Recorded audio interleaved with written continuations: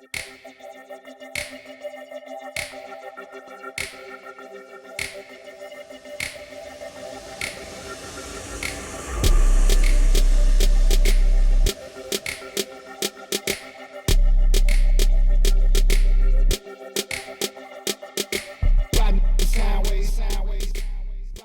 started doing my own music.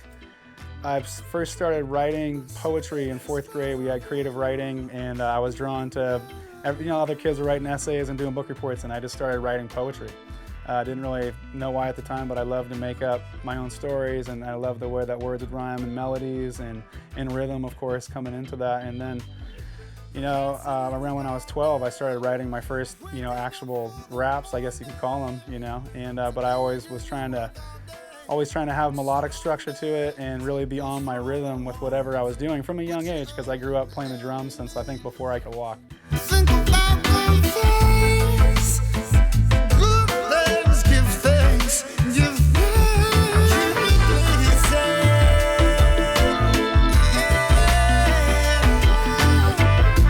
The sweetest flower growing.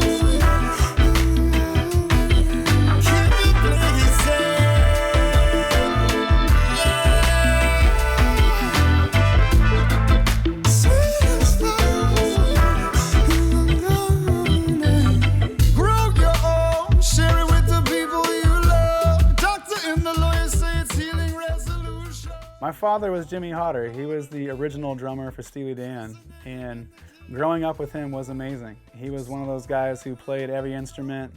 He was always writing a song, whether it was piano, it was guitar, it was bass. Of course, he's an amazing drummer. Rhythm was all throughout our house all the time, whether, in my family, we grew up playing music. That's what we did, A lot of families get together and go to a ball game, or, there's certain things we do. We grew up playing music together. We grew up, it's just a part of our lifestyle every day. And so growing up with Jimmy was amazing because he was constantly telling me, hey, practice, practice, practice. Hey, try a new idea. He would play Earth, Wind & Fire and Stevie Wonder and ask me what I thought about it, when I was only 5 or 6 years old. I loved it. There was all these influences that he grew up listening to. A lot of music from the 50s we were listening to back in the day, Buddy Holly, Richie Valens, the Big Bopper. There was a lot of things that we were all just listening to, regardless of the time period, and I felt like we incorporated that into our everyday life no matter what. And then the interesting thing was in the 80s when hip hop came out, Jimmy thought it was great. He was like, hey, this is what I've been talking about the whole time, a lot of drums, a lot of vocals. And I think at the time when people were breakdancing, we had no idea the effect it was going to have on the world. And I think part of my generation, I naturally was just inclined to, go in a hip-hop, R&B direction. And, the drums have just had an amazing influence on my life. Like I said before, I learned how to play drums before I could walk, and I think that influenced everything else that I did from then on.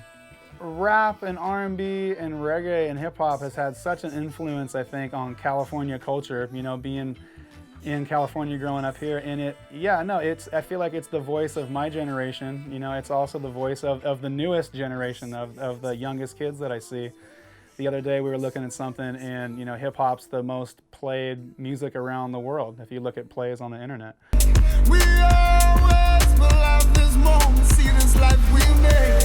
We always will have these memories, see your life in living. We always will have these moments. Girl, I know you might not always be around.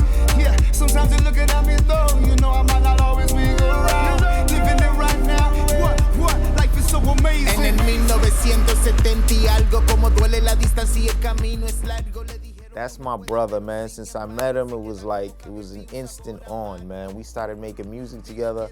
We started doing things because, I rock a lot of shows. I do live bands, I do all of that, man. And when I connected with J-Mo, it was just we're on the same mission, man. We're on the same mission, and our mission is spread that love, spread that support, and spread that music.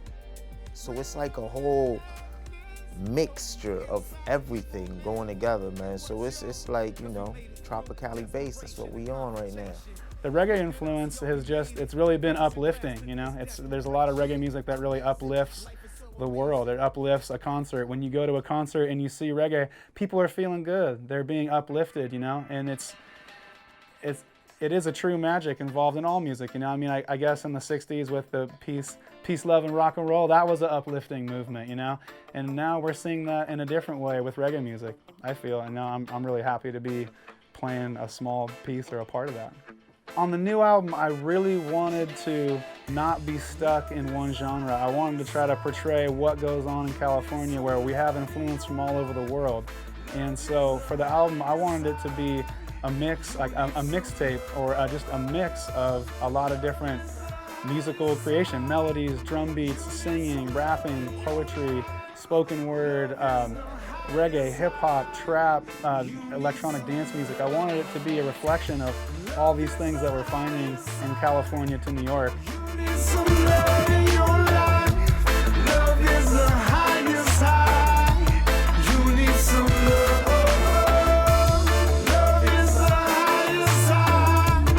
You need some love in your life. Love is the highest high. You need some love. Terminal illness, various disturbance, corrupt corporation, complaint surveillance, raw penmanship, all elements, brutal inspirations, all ages, fear basis, loaded gauges, loading them cages, lost evidence of catch curious.